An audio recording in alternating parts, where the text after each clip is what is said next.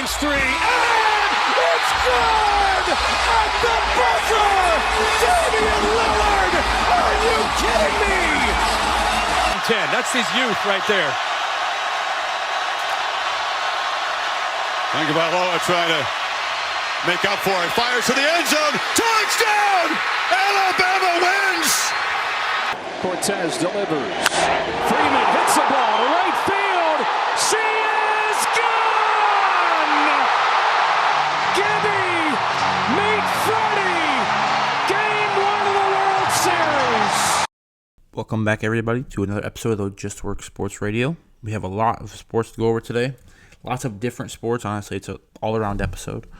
We're going to start off, though, with the WNBA.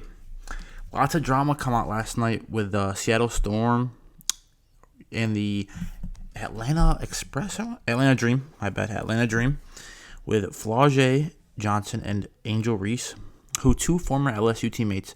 They got in a little bit of a scuffle last night. There was a little bit of a beef, a little bit of drama going on with after the game. Nobody wanted to shake hands. The two didn't want to shake hands. They played at LSU together. They won a national championship together at LSU under Kim Mulkey. It doesn't really make sense to me.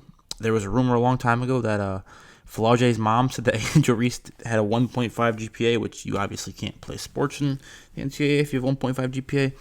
But it was just kind of crazy, honestly. There's a lot of good games going on in WNBA right now. But back to that, we're going to get into some Paige Bueckers, AZ Fudd, Dallas Wings talk. AZ Fudd was the first pick this year in this draft, and Paige Bueckers was the year before that. Both played together at UConn, both, involved in some things off the court, but they're running the backcourt right now in Dallas. They have a really bright future, very bright future. Bueckers had 25 the other night versus Vegas. They play Minnesota right now, actually, the Minnesota Lynx. I was just watching it with the number 2 pick on her team, Olivia Miles, who's a stud. She's also a really good player. Can't shoot the ball well. I don't like her efficiency at all, but it's not. Everyone, they don't really look for that in WNBA, honestly. There's not enough people who talk about that. It's mostly about who scores the most points, but she had 21 points the other day and shot 6 for 18. I don't know about you, but if I was playing basketball with my friends and I had 18 shots and 20 points, they'd be pretty upset with me. So I don't know. Not the most efficient player in the world. Can't really shoot threes. I saw a shot chart of her compared to AZ Fudd the other day, and I think AZ Fudd's a better player all around. Better defender, can shoot the ball a lot better than her. Adds way more to her game. Yes, she's not the point guard who's going to take 20 shots a game, but that's not what you need. That's not what they needed in Dallas when they had the number 1 pick. There was a lot of debate over who should they pick with number 1. Olivia Miles and Paige wouldn't have worked because Olivia Miles can't play without the ball. Paige can play without the ball, can be an on-ball dominant player. So I still back up the decision that AZ was a better pick there for them. Can play off the ball, can shoot, can score from everywhere on the court, is a great defender, and has every aspect to her game. So I never understood the whole debate about, it should have been Olivia Miles number 1. Yeah, good players. They're both good players. Too one-dimensional for me, in my opinion. Not my favorite player out of that draft class. But enough of the Dallas Wings. We're going to talk more a little WNBA stuff, and then we're going to wrap that up. We're going to get into the Caitlin Clark thing. I don't know if a lot of people have seen this, but look it up if you haven't. Caitlin Clark on the Indiana Fever last week was elbowed and punched almost in her throat by Alyssa Thomas of the Phoenix. I don't know their team. Phoenix Mercury, I think it is. But a flagrant 2 was called on her days later, which she should have been taken out of that game. And it's just, here's my thing. I think Caitlin Clark's a good player. I think that she brought more attention to the WNBA. We put too much of there's just too much on her. She won Rookie of the Year, but what has she won since that? And I get your team's not bad, but for being so-called one of the best players in the WNBA, you're supposed to lead your team. They're supposed to be winning more games than that they are right now. It's kind of ridiculous. So, I don't know. In my opinion, I think there's too much media attention on her. She's a good player, don't get me wrong, but she hasn't improved since she got into the league. When has she improved? I don't think she has. What has she gotten better? What has she improved on her team? Yes, I do think it's a little harsh of how they treat her, how the refs treat her. It's a very harsh. I don't think they should be punching her in the throat, all these other different things. And the refs give her technical fouls for saying anything. First of all, let's get into this right now. The WNBA needs to do a whole revamp of their league. They run this league horribly. And I listened to Colin Cowherd talk about this the other day. They have the money. They act like they don't have the money to expand it and make it a better league. The referees are horrible. They give you a technical foul if you clap. They gave Paige Bueckers a technical foul the other day for clapping. That's horrible. They need to do a whole revamp of that league, and they wonder why nobody watches it most of the time. Yes, it's growing, but then it's everyone else hating on it because of how they run the league. There's 10 other ways to run that league better. Like, the referees are horrible, like, genuinely horrible. Bottom line, they need to be looked at. Some of them, I saw this thing earlier, they don't take their job seriously. Imagine, I'm just saying, all I'm saying is, imagine you were on TikTok or on Instagram one day, and you saw a get ready with me for an NBA ref. They would violate him in the comments. Like, they would say all these things. You can't be doing that. Like, they're not, and I get it, whatever. It's they're just trying to give you a point of view. Not everyone needs to be a vlogger. Not everyone, like, seriously, you're a WNBA ref. You don't need to be vlogging that. Seriously. Like, you're putting yourself in a horrible spot. Like, a horrible spot. And also, I'm not taking you seriously if I see the referee in my game tonight, so like, get ready with me. Like, honestly. NBA refs don't do that. Like, everyone loves NBA refs. You see them all. There's the one that looks like Gucci Mane. But, like, bro, you can't be doing that. I don't agree with that. What? That is going to be... oh, my God.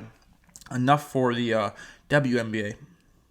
It's just so much drama has been going on. I think they could do a better way to expand that league. I don't like it. I don't. There's so much more they could put into it. I don't understand. But with that being said, we're going to jump into some MLB talk. Walker Buehler beat my Dodgers a couple days ago with the Padres. First of all, I can't even believe that he's on the Padres. Also, I feel like that's kind of like a betrayal. Like, Walker Buehler is my guy. How can you go with the Padres of all teams? The Phillies, yeah, I'm fine with that. The Red Sox, whatever, But the Padres, and they're not even like, they're rivals. Yeah, we're rivals, blah, blah, blah. But the Padres are like the Dodgers' little brother who's just constantly annoying you. Like, you don't really take them seriously because they don't ever do anything. They've never done anything to you, but, like, they're annoying. I don't know. Always love for Buehler, but that's crazy. Mike Trout is reportedly unlikely to play in the home run derby, the hit in the home run derby due to injury. And, I mean, I feel so bad for Angels fans. I feel bad for Mike Trout. His whole career has been riddled with injuries. And I don't know how anyone can be an Angels fan most of the time anyways. Like, I'm sorry. The Angels are horrible. They're horrible. They're ridden with bad luck every year. It's the same thing every year. And I feel bad, truthfully. They've had bright spots. Like, they've had bright spots every once in a while. But then they, are horrible or go away after a while. But it's all right. A lot of respect for the Angels. Thank you for giving me Ohtani. I'll always have love for the Angels, strictly because of that, if I'm being honest. But the Mets fired their manager, Mendoza. Oh, man. And a lot of people are upset. Not fans. The players, I've been told, are upset. Like, even Lindor said that they feel like the locker room failed him, and I do agree with that. You have one of the highest payrolls in baseball. Juan Soto, Lindor, all these. There's, okay, maybe after those two, it's not as talented, but still. They have the money. How are you this bad? Like, genuinely, how are you this bad? And also, Juan Soto is a top 5 player when he's hitting the ball well. I don't expect much of on the defensive side because he's not a good defensive fielder, but on the offensive side, he's a top 5 hitter, in the sport when healthy, when playing well. But you have Lindor, one of the best shortstops of all time. How do you not hit the ball? How are you not playing well? Like, how are they not? It doesn't make sense to me. I think Mendoza was a good move to get him out of there. I saw some things about Albert Pujols reportedly wanting the job. I don't think that'd be a good idea, but I love Pujols, so it'd be cool to see. I don't think it's a good idea from a baseball sporting perspective. I don't think that'd be great. But it definitely gets some more fan buzz. It'd be pretty cool for the Mets, honestly, to have him there. So we'll see. We'll see about that. We went over there today, how LaMelo got traded to the Timberwolves. But a new trade just happened today, a couple hours ago. Miles Bridges is going to the Hornets for Royce O'Neal. Grayson Allen is going to the Spurs. No, not Spurs. The Suns, I apologize. Miles Bridges is going to the Suns from the Hornets for Grayson Allen and Royce O'Neal and a few pick swaps and a few later year picks. 2033, I believe it was. I think that's a good move for the Hornets. I think they're trying to have a culture reset there. And I think Miles Bridges and LaMelo Ball don't deserve to be on that Charlotte team. It's Con Knipple's team now. It was shown last year. It's Brandon Miller, Con Knipple. They're going to lead that team. And it's more of a culture reset because LaMelo Ball, good player, off the court stuff, always doing something, always in the media, very unserious. Good player, though, but too unserious. And Miles Bridges, I probably shouldn't speak my opinion on. He really does not deserve to be in this league anymore. Look it up if you want. Miles Bridges, what he did off the court. It's kind of disgusting. It's actually disgusting that he's even in the NBA still, and I can't believe Adam Silver allows stuff like that when we have all these, betting, or we're going to ban all these people who bet. He put his hands on a woman, if you don't know, and it was very ugly. There's pictures of it. He shouldn't be in the NBA. Yeah, whatever, you can forget. No, it's not what that is. No. Also, you're also not a good basketball player, if I'm being honest, so it doesn't really matter. You shouldn't be in the league anyways, whatever. Jose Alvarado is back to the Knicks on a 3-year deal. What a great pickup for them. Great, keep him home, retain him. He's from New York. His story is amazing, man. I really loved hearing his story this year. It's pretty cool, all the his coaches, and he's from the city, talking about, we used to coach him all the time, knowing he'd win a championship one day, but they never knew it'd be for the Knicks, and that's so cool to me, honestly. The Thunder are keeping Isaiah Hartenstein on a 3-year deal. This one I don't really know about, because why would you keep him if you planned on drafting? Like, if you drafted Adai Mara out of Michigan, the 7'3" big man, I get your rotation is insane, with Sorber now coming back, Hartenstein, Holmgren, and Mara. But, it just seems a little overkill to me. But then again, they have to get back. I think Hartenstein's a good player. He loves it there in Oklahoma City, so I like it a lot. Jimmy Butler is reportedly not going to be back till Christmas or the All-Star break for the Warriors. Yeah, that's a big loss. I'm not thinking the Warriors are going to be up there with the top contenders in the West this year. They just don't have enough. You're asking Steph Curry at his age to carry this team again. And seriously, the Warriors don't ever, they have not ever put around enough talent around Curry besides when, Kevin Durant, Clay, when they were in their primes. They did so much. They could have done so much more to add new players to that team these past few years, because Curry is still very good. He's still the greatest point guard of all time. Why would you not want to continue to build around him and try to get into the ring? It doesn't really make sense to me. So I get it, I guess. Got some NFL things to jump into. Brandon Ayuk, the receiver for the 49ers. Yeah, San Francisco 49ers is still on the situation is still not resolved. He's posting all these things like, hey, give me my money, let me leave the 49ers, because he wants to go to D.C., play for the Commanders. I think he's from D.C., played with Jaden Daniels in college. It doesn't really make sense to me, because he's a good player, but they're doing too much. Just cut the guy. He also has a warrant in California for his arrest right now for, speeding, reckless driving, which is kind of crazy, but, I don't really understand it. Just cut him. Just cut him. There was some rumors that, not rumors, but he even said that, because I think the lives and the YouTube things are pretty funny. He was like, the GM of the 49ers has the same agent as me. He's mad because I cut him. I fired him. All these different things. He's losing his mind. All these things he posts. Look it up. Brandon Ayuk on Instagram, YouTube. He's posting all these things. It's kind of crazy.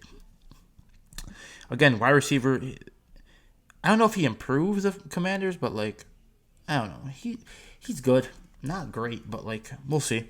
Even if he does get off the team, we have never no idea. George Kittle was saying the other day, he goes, you guys see it. Everyone sees what's going on. Not much I can say about it. Hopefully he's gone. We'll see.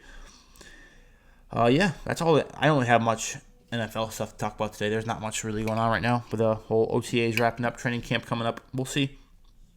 But we got some USA U17 tournament heating up out in Istanbul, Turkey. The USA team beat Japan today, early in the morning, because it was 66-128 of the U17 team. Our U17 team is stacked. There was a few guys who I want to come to Duke in a couple years. A.J. Williams, Anthony Williams, a 6'8" small forward. I don't know. He's just talented, very talented, really good, genuinely. 6'7", 203, blah, blah, blah. Tall, very tall, lengthy. He reminds me of a smaller and a more unpolished Jason Tatum. And there's pictures, of him, being recruited to Duke. He's been a big Duke fan coming out of high school.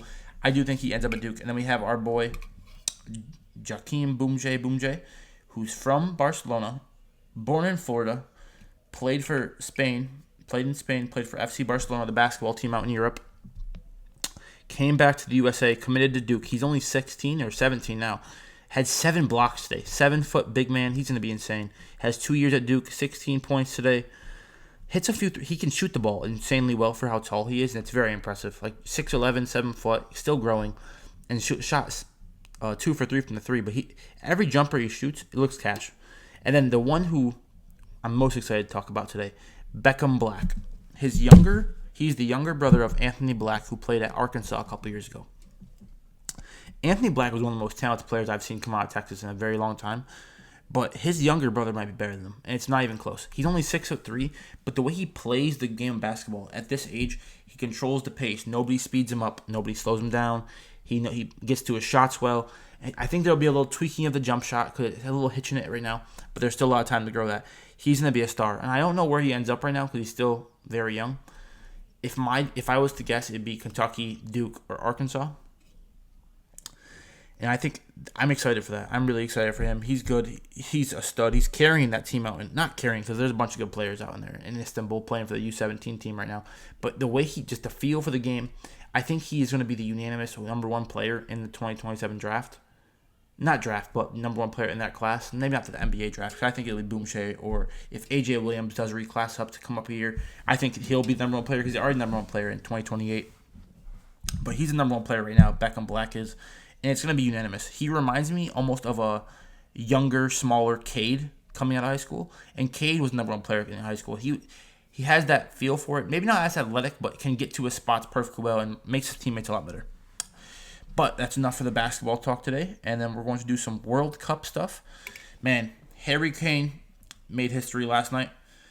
In England's 2-0 win over Panama to close out the group play, he scored his 11th career World Cup goal, passing Gary Lineker, the long-standing record of 10 to become England's all-time World Cup scorer. Harry Kane, stand up and applaud, people. 70 goals this year. If that Ballon d'Or is not coming back with him, I don't know. Genuinely, I don't know. He's the best player in the world, okay? England's greatest player of all time. Even Jude Bellingham yesterday was talking about, oh, yeah, he's so good. He's, in my opinion, our greatest player ever. He is. There's so much things. I told this the first episode I did in this thing. I said, he does everything as a striker. Yes, the Mbappe, the Haalands, they get you the goals. Harry Kane does everything. He's over here dropping back in the sixth in the defensive position and then going up there and scoring a goal. You know how impressive that is? And he's aging well. He's aging perfectly for a striker. A lot of times strikers lose their footing, lose their speed, lose their technical ability. He hasn't lost any of that yet. And he's still doing this while defending, while making passes, making decisive passes, assisting. Even the players on his team, they're like, yo, he's the best player of all time. He's chasing history, and I'm excited. I think he's in the front line to win that Ballon d'Or. He deserves it. Panama, not as great of an opponent for England, but still a huge win. There was some crazy controversy yesterday because Austria was playing Algeria. They needed to draw, Austria did, to advance. As soon as Algeria scored a goal in the 80th minute or 90th minute, whatever it was, late in the game, to put them up 1-0, that would have sent Iran to the knockout stage because they're all in the same group.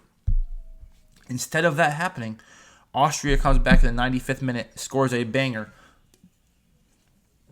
to score and draw the game. So now they advance and Iran's knocked out. Lots of controversy, crazy goal. I'm hyped for Austria. They're great for them. I do feel bad for Iran because I saw the reactions of the team yesterday. It does kind of suck, but that's what sports is. It does. It hurts sometimes, That's why we love these games. Like, this is what sports are all about. It does suck for Iran. I understand the pain. I do feel bad for them, But, again, Austria is moving on to the knockout stage. That was sick. We got to get knockout stage today. Canada versus South Africa. Canada's not very happy right now with their performances. They wanted to stay at home in Canada because they're a hosting country, but they lost. So now they might have to play Mexico. And then if they win today or if South Africa wins today, we'll see.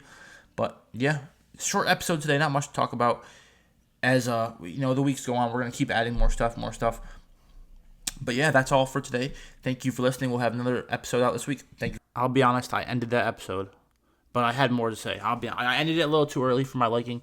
I have way more to say and more sports news. So it's coming out on Wednesday. It's a little unfortunate. It did take a while for me to get this one. I apologize in advance. But there's a lot more to go over. And yeah, it was WNBA, a lot of soccer stuff, but more soccer stuff right now. We'll start that off with Germany yesterday. I'm so disappointed in them. Losing to Paraguay. And again, this is a team that the USA beat. So to say, now we're going to hear, US could have beat Germany. They probably could have, honestly, with the coach who coaches Germany. The manager's awful. I cannot stand Nagelsmann. He was a horrible coach when he was at Bayern. And the problem with Nagelsmann is he plays too many favorites. And it's the politics there. There shouldn't be politics in soccer. Not at the highest level. I get sometimes, they're going to pick the good players over the bad players, or if you're an experienced coach, a winning coach, I'll allow the politics part. I'll have no problem with the favorites part. But I'm sorry, Julian Nagelsmann should not be playing favorites. Why is Leroy Sané starting in 2026? He's been finished for like 5 years now. Like, it doesn't even make sense. When he was at Bayern, at my club, he couldn't do a single thing. I cannot even.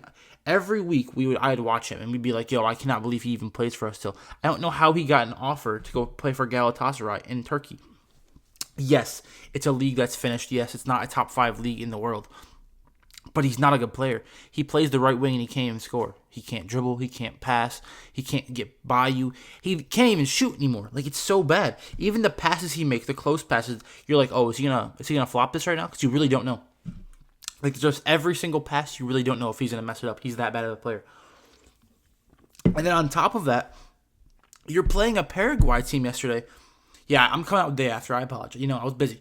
But a Paraguay team yesterday who's playing a low block, why would you not have Jamal Musiala out there playing? It makes no sense. He's your best player in a low block. He's your best player overall. Yes, he's coming back from a broken ankle. It was a very traumatic injury. That's a career. It affects your career trajectory, that type of injury. Why would you not play him? I don't care if he's coming back from injury. He's still your best player. We saw Florian Wirtz. I like him a lot, but he's not good. He's not at that level he was at Leverkusen. You're playing a low block. Who better to get around these defenders, make plays, than Jamal Musiala? You don't even start him. You bring him on like the 60th minute or whatever it was, and then you see the results. And in those 30 minutes that he played, he was your best player by far. 6 out of 10 dribbles, scored a penalty when you guys were at the penalties. But like, it doesn't even make sense. And the lineups never made sense to me. Because in my opinion, and again, I'm not a professional coach of soccer, but from watching it week in and week out with these same players, I have a feeling of what Nagelsmann was going to do. I already knew this game was over before it even started because of how bad they are. He is. You have to have Undav up top with Musiala on the left wing, Wirtz in the 10. Then, if you want to put Havertz there, that's fine at the right wing. I have no problem with that. I like the Nemecha, Pavlovic midfield a lot. Like, that worked perfectly. Brown left back, and if Rudiger, I guess Kimmich. But yes, but why are we not playing? Like, why are we playing Sané? I'd even take out Havertz. He didn't do anything. He's so bad. And what's so funny to me is, how can you play favorites when you've never won anything as a coach? Like, you're gonna get sacked now by the German Federation, 100%. Like, they've been awful since 2014 when they last won the World Cup. They have not gotten better. And also, this 1995-96 generation of German football, of the Gnabry, which had a great year. He was hurt, unfortunately, so he couldn't make the World Cup. Serge Gnabry. Of Kimmich, who's a great player. He is not to blame at all. He's a great player. Very fluid. Everything he does, great player. He's not to blame for yesterday. I don't know why I include him, but he's part of that generation.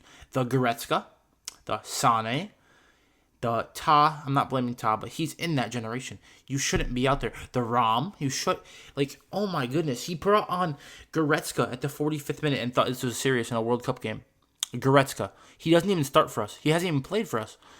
He's gonna go be a free agent in Italy or something just to get some money.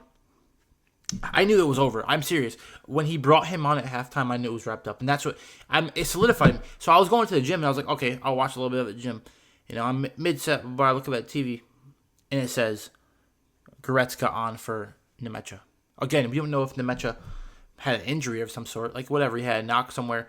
You don't bring on him. Like, there's so many other players you could bring on. And I get it, they don't have the depth, they don't have it. But this is all Nagelsmann's fault. This is the manager's fault. The players he pulled up couldn't do it. Like, there was 4 or 5 young players at home, and it makes me so upset because I'm not from Germany. I've never been to Germany, but I am a big admirer and big fan of German football. Like, it's just, for my whole lifetime, it's been that. There's so many other young players you could have pulled up. Said El-Maya from FC Köln in Germany has to play. I'm sorry. Like, be serious. He has to be there. You could have even played him over Sané in his first year in top flight league over Sané, and he would have had more of an impact. Yes, Leonard Carl did get injured. That was very unfortunate. He was taking Sané's position. He's that bad. I can't. He's that bad. He's taking his position. Yes, I understand that. If he wasn't hurt, there's Jamie Luling. Like, he's on the bench. You didn't even play him. I don't understand. It makes no sense. Tom Bischoff, another player from Germany, plays for Bayern. First year with a top level team, and you're not picking him. You're not picking him up. It makes no sense. It makes absolutely no sense. And on top of that, if I'm being honest, I have a problem with Nagelsmann. He's a horrible coach. Bayern sacked him when we were 1 point off top of the league. Everyone saw it. We lost to Villarreal in the Champions League the year before. You guys don't understand how frustrated this makes me every single time, because I knew what Nagelsmann was going to do. It was horrid. It was genuinely horrid. And also, he plays disgusting football. He's supposed to be this offensive attacking coach. Where is that? Where was any of that versus Paraguay, for crying out loud? You're playing Paraguay. U.S. beat them. The United States of America beat them. And you just allow that. Just disgusting work. But the German Federation, I'll go back to this. The German Federation has to be to blame. Are you serious right now? You've lost Kenan Yildiz, Maza from Leverkusen, both to Algeria and to Turkey. 2 young players who would have changed the trajectory of German football. But you didn't want to bring them up. Why? You didn't pull them up when they were young, so they picked a different country. Kenan, these are 2 top players.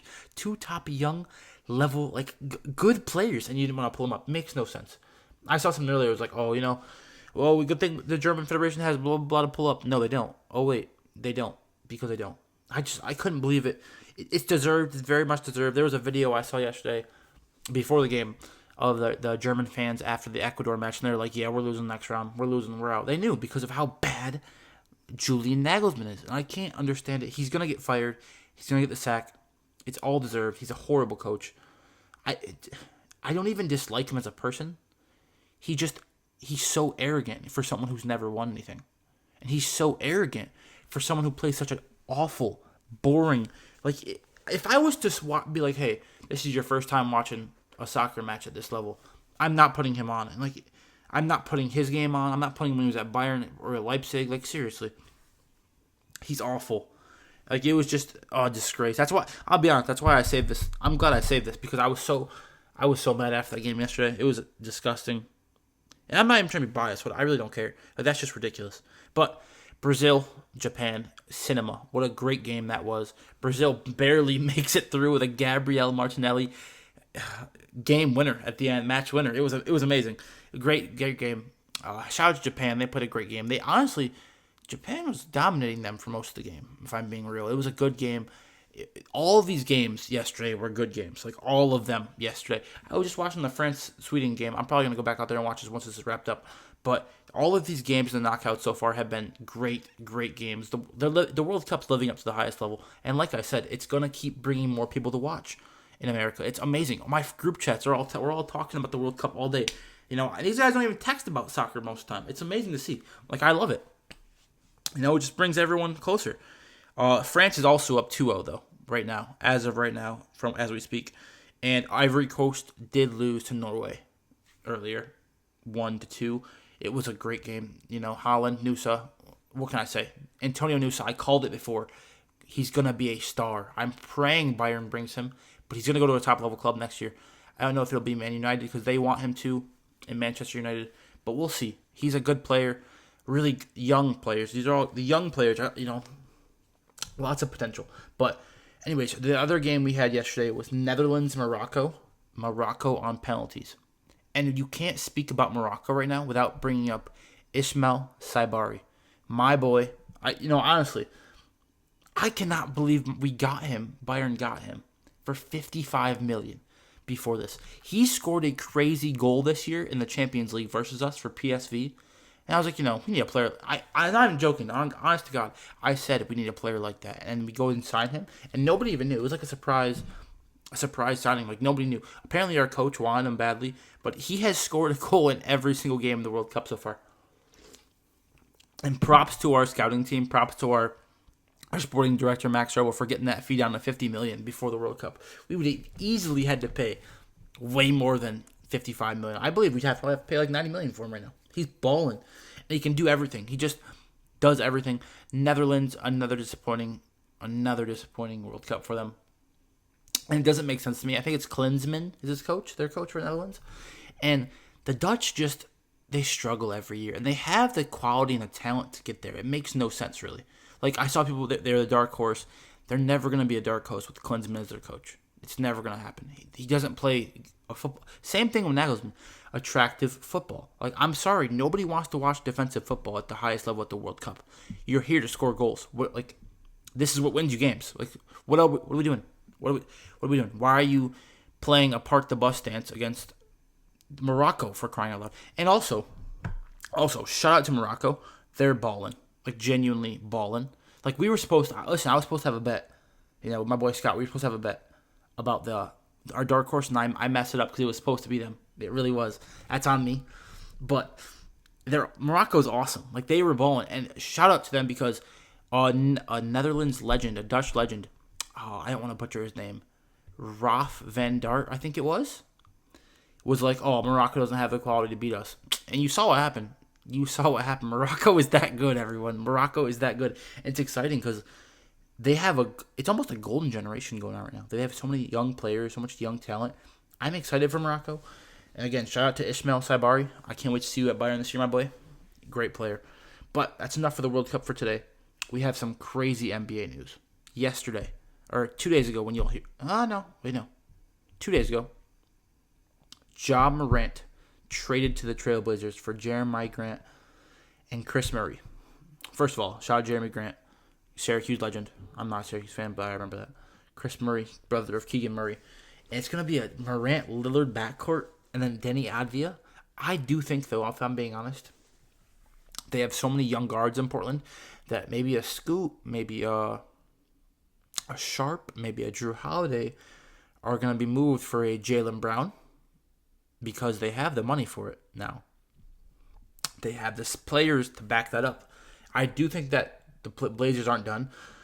Yes, it was kind of shocking to see Ja Morant to the Blazers. That definitely was not on my bingo card of who I thought it would be. I didn't even know they were interested, if I'm being honest. It's really surprising. I'm not mad about it. I'm really not mad about it. I do like the fit. It's kind of exciting to see, honestly. But we'll see. I don't think they're done. And again, I have some more things about Jaylen Brown. I do think he ends up on the Blazers. Some Clippers, Trailblazers, Nuggets are all interested. The Celtics are currently canvassing the league. I think it's the Blazers. And I think that beat a really young, fun team. Dame, Ja, Jaylen Brown, and Denny. And if you can somehow keep clinging, oh my God. Oh my God. That team would be fun to genuinely crazy. And breaking today, Kawhi Leonard back to the Raptors. I can't believe it. I'm excited for the city of Toronto. Your golden man is home. He's back. Who's got it better than you guys? I know for the city of Toronto, him being back is crazy, honestly. And they traded Brandon Ingram and Grady Dick as some first-round picks for him. I think he's going to retire there. I saw a Shams report about that. And that's awesome. He's 35 years old. There's some news that he's running from the federal charges of the whole, he didn't show up for some sponsorships and something like that. The Clippers. The NBA is investigating right now, everybody.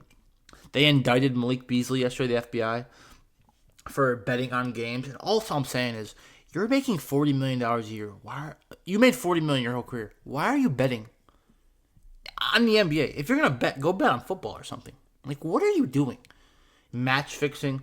He's going to end up in prison. Whatever. But exciting for the Clippers too, honestly. Grady Dick's a good young player. And again, it's very worrisome though. The Oklahoma City Thunder have the Clippers pick next year. Unprotected first. If they can somehow avoid the lottery, the Clippers I'm talking about, that'd be nice. Because the Thunder do not need any more lottery picks. Because the Clippers have already given them enough. You already gave them Shea, for crying out loud. Come on. It's crazy how that trade is still affecting the NBA nowadays. It's kind of funny, honestly, if I'm being honest. It is kind of funny. But some other big news. Draymond Green declines his player option. Now, there's something I also have to add to that bit. LeBron told the Lakers today, the GOAT, that he's not coming back. And there's rumors that Draymond Green declined the player option because the Warriors are trying to use that flexibility as the part of their push to chase LeBron James, though they also might trade for Anthony Davis. I'm just saying. LeBron, AD, I'm not including Draymond. Steph Curry, though, that'd be crazy. I don't think it's... I do think he goes to the Warriors, but I don't think Anthony Davis is coming. And I think that'd be so much fun to watch. LeBron, play your last year, dude. We love you. Like, go play your last year, have fun with Curry. Like that, again, it would kind of be crazy, though, because that was your biggest rival. And as a LeBron fan who was always arguing with Curry fans growing up, it kind of hurt me, that he would do that to us. Like, as a part of LeBron, I am that, I'm one of the biggest LeBron fans in the world. Y'all weren't there, I got pictures of LeBron in the Cavs jersey. It kind of hurt, man, but I understand. It's Curry. I'm not going to blame you, But as a Kings fan, though, that would hurt me. The Lakers I was fine with. We're not really like rivals with them. We suck anyways. But the Warriors would kill me. Like, I hate the Warriors. I hate Curry. He's a great player. One of my favorite players of all time. But I hate the Warriors. They beat us in the playoffs a couple years ago. Oh, while I'm on the topic of the Kings, though, we're going to forget the LeBron stuff for now. He's not that important. We're talking about the actual Kings. Jalen Duren wants to play for the Kings. Apparently, that's what came out. Chris Behane said it yesterday. An all-star level center wants to play for the Sacramento Kings. Do I have to say that? I feel like I got goosebumps. There's no way that's real. He may just be using us for leverage to get a sign-in trade or more money elsewhere because he's going to be a free agent. But there's rumors that he's going to be a sign-in trade to Sacramento, and we're the first call he wants to talk to and meet with during free agency tomorrow. Listen, it's been a very long time since a good player wanted to play for Sacramento Kings. Yeah, DeMar DeRozan didn't move me in once. I didn't like DeMar DeRozan. He's on the Raptors, whatever. Zach LaVine didn't want to be on the Kings. He got traded here, whatever. Sabonis got traded here, did not want to... these players don't ever want to be here. But for a player to come out and say you want to play for Sacramento Kings, I don't care how bad your playoff performance was the year before. An all-star level center with Darius Acuff? Man, that would be good. That would be crazy, honestly. I'm excited. That'd be really fun to watch. And, shout out Jalen Duren. Even if you're just using this for leverage, it hurt a little bit, but I understand. I'd get it. But, hopefully it's not. Hopefully you actually want to play for the Kings. That'd be a huge pickup for us. Him and Maxime Renaud with Dylan Carbell. Oh, my goodness. And we're moving Sabonis. Get Sabonis off my team. Get LaVine and DeRozan off my team. And Scott Perry, we're going to build you a statue at the Golden One. Because I can't do another year, the three unks on my team. They're so bad. But that's enough for today's episode. I had so much more to talk about. But we're going to get another episode this week. I couldn't end the last one off like that. You're gonna hear me say, I'm done. No, I couldn't end it like that. I had so much more to talk about. But yeah, okay, that's officially out for this episode. So have a good day, guys.